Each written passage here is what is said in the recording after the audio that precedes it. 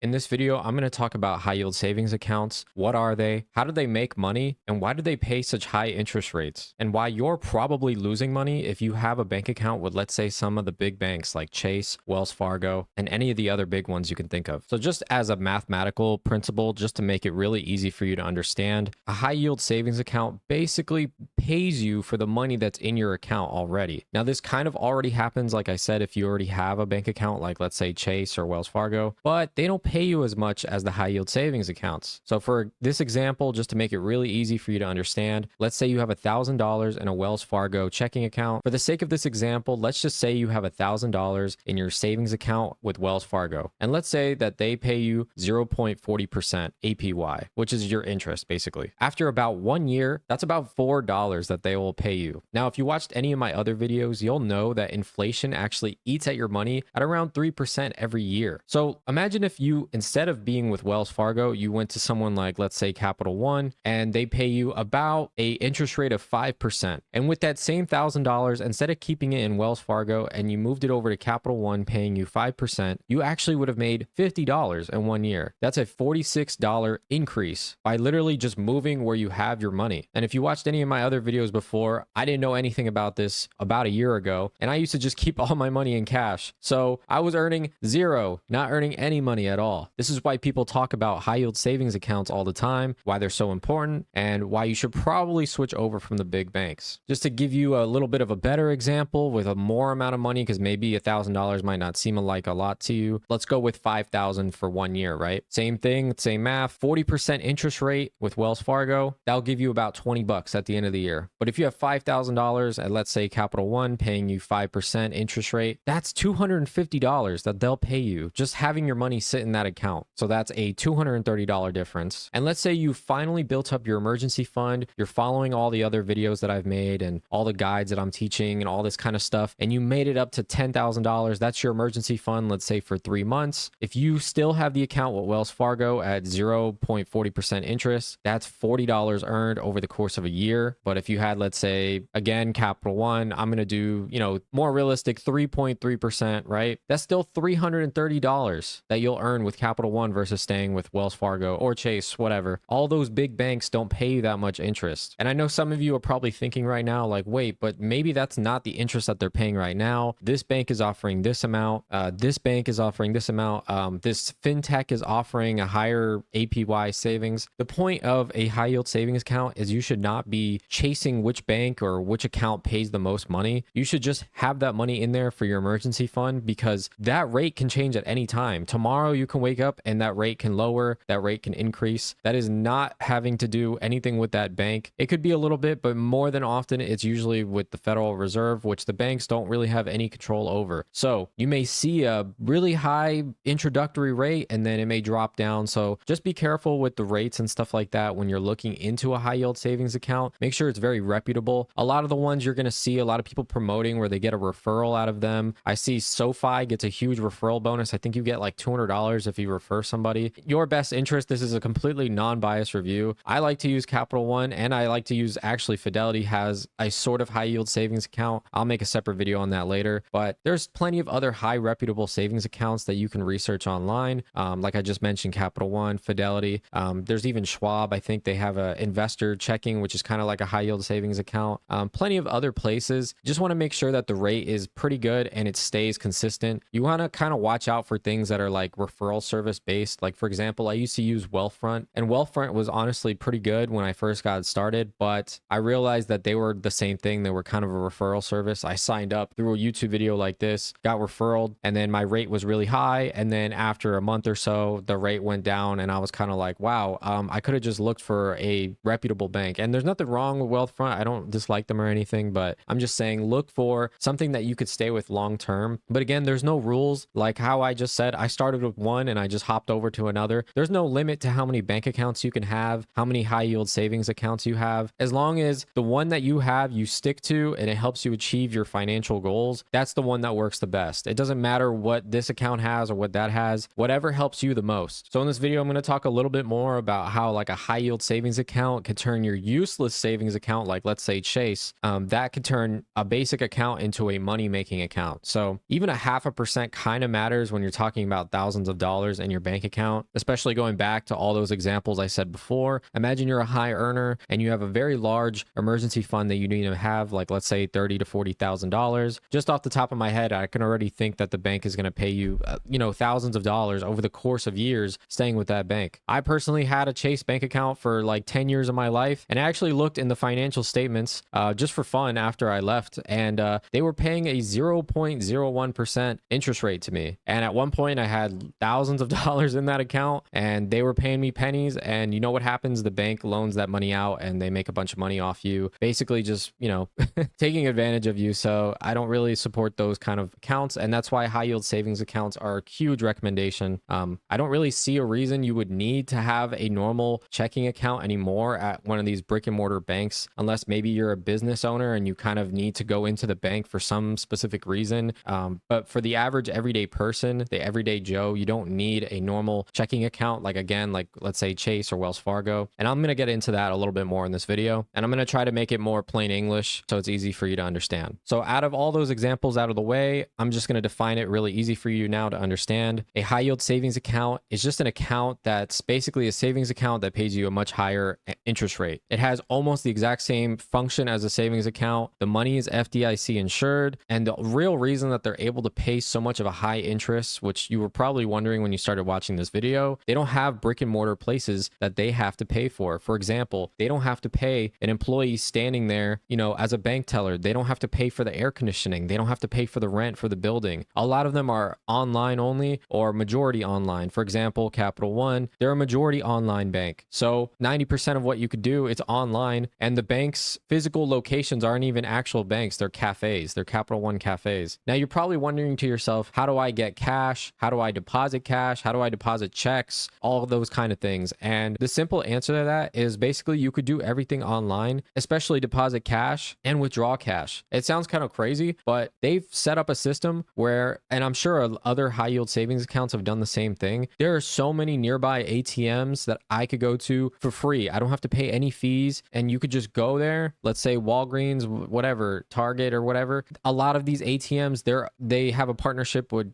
Capital One, and you could just go in there and you could get cash. And there's a huge limit. Usually the limit's like $2,000 a day. I mean, I don't ever use cash that much. I really just try to put everything on my credit card, and I think most people should be doing the same thing. You really should not be paying cash unless you're trying to buy really specific things that you can't buy with a credit card. So again, I could go to any of these locations, and I actually have more access to ATMs because there's millions of ATMs everywhere than, let's say, Chase. Where I live right now, I don't even live near a Chase. I have to drive like, let's say 30 minutes away. I think that's the closest Chase bank to me, just to get some cash, and then I would have to drive back. So that's about an hour drive just to get cash. Or I could go, 5 minutes down the street, but that's just depending on my location, right? That's what it sounds like. But if you zoom out, they have this across the entire United States, and some other high yield savings accounts like the Fidelity Cash Management account, they offer global $0 fees on ATM fees. So what that means is they basically will reimburse you for any of the fees that you pay at any ATM. So you go to an ATM anywhere, like the barber shop, or like, you go to the movies or whatever, some place where you need cash, you can look up any ATM that's nearby and they'll fully reimburse you for any of the fees that are there. Now, the second thing I'm going to talk about is depositing cash. I'm sure as you're watching, you probably have questions like, how can you deposit cash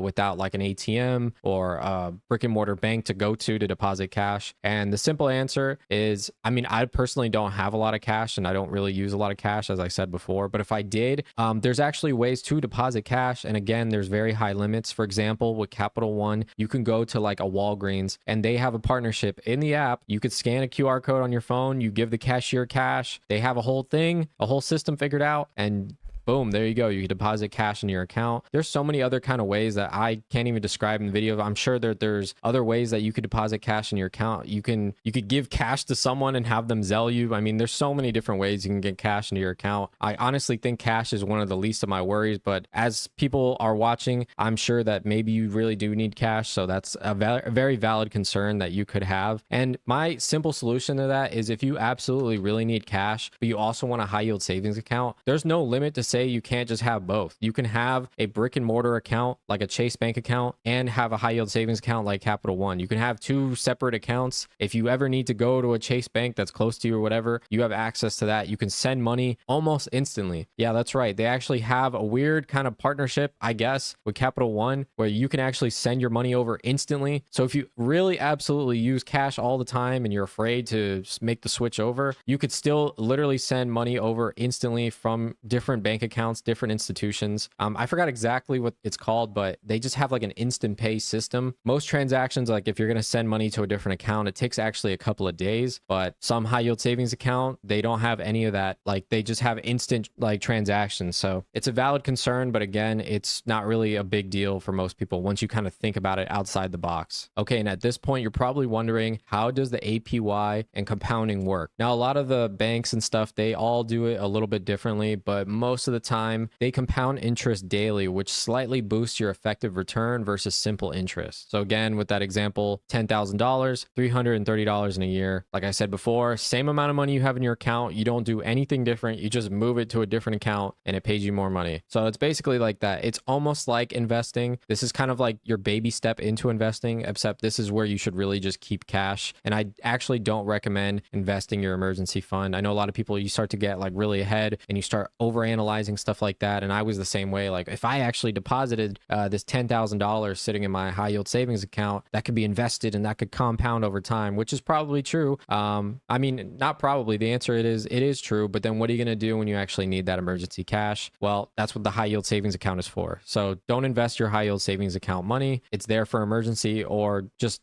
daily or monthly use. In this section, I'm going to talk a little bit more about the best use for a high yield savings account. And like I said before, the best use, in my opinion, is for your emergency fund and short-term goals. So if you have a vacation or something you're saving up to, then you should definitely have that money in a high yield savings account. So like I said, vacation, car repair, wedding, you're going to do a down payment on a house, definitely have that in a high yield savings account. And of course, a emergency fund, which is recommended to be 3 to 6 months. You can also make buckets. I know some high yield savings accounts allow you to make buckets. So I don't think Capital One at this time has it, but I think there's other accounts like Ally Bank. They allow you to do a sort of a bucketing system. So your money stays in the same account and it compounds more with the high interest. And you could kind of like separate each thing inside those buckets. It's basically having multiple accounts, but all in one bucket. So it grows the most interest.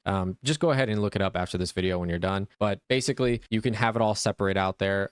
This is my mortgage payment. This is my internet payment, whatever. You can have them all separate if you want. I don't recommend doing too many separate buckets because it kind of just makes it a little bit confusing. So it's a cool, neat idea. But if a high yield savings account that you like doesn't have a bucket, I wouldn't really worry about it because you could just make more sub accounts. So for example, like Fidelity, they have their cash management account. You're not just limited to one savings account. You can make multiple savings accounts. So I can have one Fidelity cash management account for my car payment. I can have a separate one for, I don't know, my rent, mortgage. And then a third one, I could do it for, let's say, a wedding that's coming up. It doesn't really matter. There's no rules or restrictions on that. You can have 1,000 bank accounts open at one time. Now, they may probably start to look into you if you have that many accounts, but there's not really that much of a limit. And you can look it online. There's a thing called a check systems check, which basically it's for fraud detection. So if you actually are opening over like 100 bank accounts, I think then they'll start to deny you. But all you would have to do is just call them up and just explain that you're testing out accounts or whatever. But the point is for the average person watching, you're probably at most going to try and test out maybe 5 different accounts before you just stick with the one that you're going to use forever, at least for a long time until you see something new. But I don't recommend that. I recommend to just find one that works for you and stay with that. All right, in this section now, I'm going to talk a little bit more about the downsides of a high yield savings account and what people don't talk about online. I mentioned it a little bit earlier at the beginning of this video, but the APYs can change. So sometimes you can start off with like a high interest rate, like 4.5%, and then it drops down 3.5% or whatever, it drops down 0.5%. And then you start freaking out because you're like, oh my God, like, did I make a mistake? I'm not getting paid as much as I should. So that's kind of the downside. The rates are variable, but in my opinion, it's not really a downside because the alternative is what? You stay with Chase and just get paid pennies, 0.1%. I think the downside is totally fine. You can totally glance over that. It's not really a big deal. If I wake up tomorrow and Capital One says, yeah, we're dropping the rate by 1%, I can care less. I'm going to still sleep the same at night. It's going to have no effect on me. It should should have no effect on you. You should not be jumping around looking at different accounts. Another downside is it's not really a checking account. Some accounts, they can enforce like limits on withdrawals. So for example, Ally Bank, I tried them out and I personally didn't like how they have a withdrawal limit. I think it was 10 or so transactions per month, which if you're like me and you want to follow my system, what I do, that just is a complete no-go because I have all my money just automatically moved between different accounts and I never have to check my savings accounts or financial accounts ever. I mean, I check maybe on the weekends or once a month really for 5 minutes. I don't like that there's a transaction limit. Maybe they could have clarified exactly what that limit is, but I was just not really too happy about that because I did like to automate stuff. For example, when I get paid, I like to have a small portion of that automatically get invested and then a small portion go to a vacation fund that I have coming up and then other different automations that I have set up, which I just didn't like. I couldn't do with Ally. But depending on the ones you find, like Capital One or a couple others, I think Fidelity, there's no limit as well. Again, it's not really a big deal. And then the last con I'm going to kind of talk about, which is again, these are not really cons, but I do have to let you know there is an opportunity cost con, as I mentioned before. Yes, the money in your high yield savings account, if you have $10,000, that money could have been invested into a diversified index fund that generally will grow more, like let's say VU or FXAIX, which will on average grow at about 10% every year. And that's again, on average, it will grow. Sometimes some years they go insane and it jumps up to 20%. So that $10,000 could have made you thousands of dollars and that compounds over time. Now, again, this is not really a con. It's just math. And yes, while you could invest that entire high yield savings account amount and have that be invested, what are you going to do when you actually have an emergency? If tomorrow you fell and you broke your arm or whatever, you got into a crazy car accident and your car is totaled, and you have this huge hospital bill and you have to get a new car and you have to do all these things within an emergency, where are you going to get the cash? A lot of people like to do these things in their head where they think, oh, I'm going to just sell my investments and I'll pay the taxes on it and then I'll put everything on my credit card and then we'll see how that goes. I don't really feel like that's really a good idea. I mean, maybe 10,000 is a lot for you to have in a savings account and maybe it's not, but what's better is instead of having money in the market growing for you and then something can happen to you and you're just completely screwed, I would rather be able to sleep at night and know, okay, yeah, I'm taking the sacrifice on my returns, but I'm sleeping like a baby knowing that if anything happens tomorrow, I have an emergency fund. If I lose my job tomorrow, I know I have 6 months of an emergency fund that could cover for all my expenses and I have all that time to relax, look for a new job, etc. If all that money was invested, I'd be completely screwed. I'd be crapping my pants. I'd be running around trying to do all these different kind of things. I would sell my investments and have to pay taxes on that. And one of the worst things that can even happen, and an absolute worst diabolical situation, if all your money was invested and you have no emergency fund or a very small amount and the market crashes, and like I said, it can grow at 10% on average, but on some years, the market can go down. It can go negative. You can go 50% negative. And what are you going to do when your $10,000 emergency fund that's supposed to be for emergencies is invested and it dropped down to $2,000? Are you going to just, are you going to sell and you're going to just lose all your money? So it's just not a good idea. And again, this is not really a con as long as you don't do it, but the math still stands. There is an opportunity cost. And I just thought I'd let you guys know about that. Okay, now I'd like to talk a little bit more about how to choose a high yield savings account. And one of my favorite things about high yield savings accounts, which I have not covered yet, is that there is almost always no fees and no minimums that you need for these accounts. For example, Capital One, even their checking accounts, there is no minimums and there's no fees for any of these accounts versus something like Chase that pays a 0.5% of an interest rate. They actually charge you a fee to have money in your account. And this has actually happened to me before when I was making a large purchase. And for not even maybe, I'd say 2 weeks, I had a low amount in my account. I think I had maybe $200. And Chase has a rule in the fine print that you have to have, I think, $250 or more in your account, or they'll charge you a $50 fee. And so that actually happened to me and I had to call them. And thankfully, I was able to figure out how to get that fee negotiated. And if you want to see a video about how to do all that, let me know,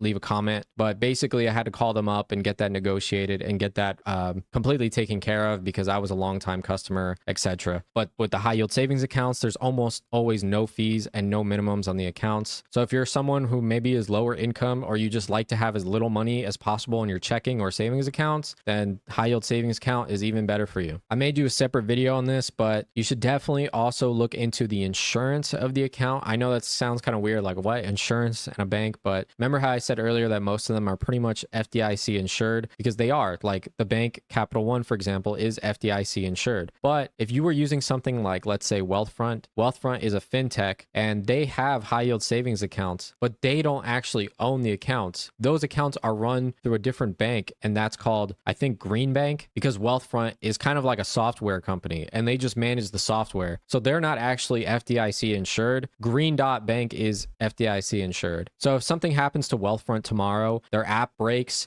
you can't log into the account and you're completely screwed. You can't pay any of your bills or whatever. Their website gets hacked or whatever. They're not FDIC insured. Your money is cooked because it's held within Green Dot Bank. So just look for those kind of like fine print details. Make sure you're working with a direct bank or someone very reputable. Like I said, Capital One, Fidelity, Schwab, whatever, Vanguard. I know those aren't banks, but they're brokerages that work with banks, so they're very reputable. Just be careful of those fintechs. There was a huge scandal that went on, I think a couple of years ago, with a fintech called Yada. And the same thing, how I just mentioned, happened. Their app got hacked or whatever, and they lost track of whose money was in what accounts. And it was just a total disaster. And to this day, a lot of people have not gotten any of their money back from their accounts because while the app and whole website was sued and destroyed or whatever, nobody can actually do anything because the money is FDIC insured, but through the bank that was holding the money in Yada. It's a little complicated, but my personal advice is just avoid fintechs and just work with a high yield savings account from a bank directly. Like I said before, Capital One, etc. So to wrap up this video and to summarize what you should do, here are 5 steps to open a high yield savings account today. Number 1 is you pick your provider an account after you've looked over the APY, the fees, the minimums, and you did your due diligence for the insurance of what I talked about earlier. Step 2 is you just apply online. You just put in your personal info like your social security, contact number, and you have to put a funding source, which is probably going to just be your current bank account that you use. More often than not, that part will go very smooth. If anything, there may be sometimes where you have to call the bank and it'll say like there was an error with your application. Sometimes they do that for fraud reasons. They try to prevent kind of like fraud happening. So